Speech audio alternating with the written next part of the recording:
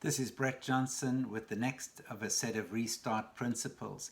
Sometimes you need to be in something in order to liberate others from it.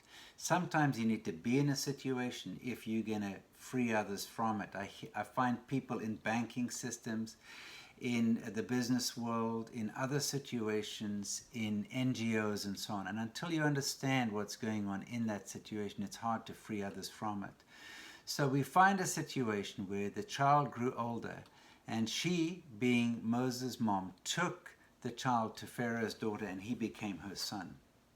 She named him Moses, saying, "I drew him out of the water." Now the very interesting thing is, did this mother know that her son would liberate the nation? Mary did. A pagan princess names a Jewish boy who would then come to know the system from which Israel would have to be liberated.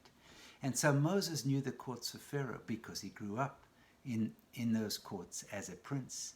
He had a good 40 years to think about the good, the bad, and the ugly of those systems. He worked for many years and he lived for many years in that system. So he got to know how it worked, what was good about it, what was bad about it, the inside way in which things happened, the challenges, the opportunities. And then later we see his role. But here's the point. In 2 Corinthians chapter 5, it says that God has made us ministers of reconciliation.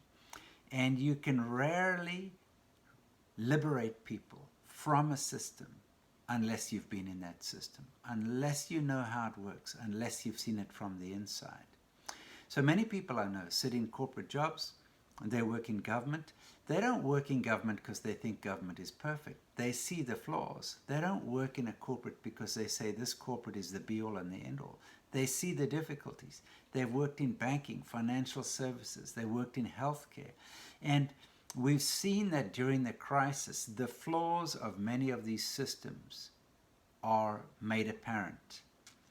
So we can either be isolationists and say, have nothing to do with it, we'll make our own medicines. Or you can say, I understand it. I've been there. I've seen how they work.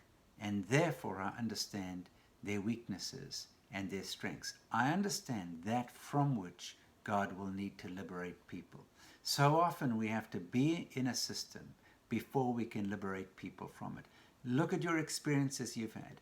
And look at your past work experience. Look at the systems in which you've worked and say, what's good? What's foundationally true? What's flawed? And how do I set people free from that, starting with myself? I'll see you tomorrow.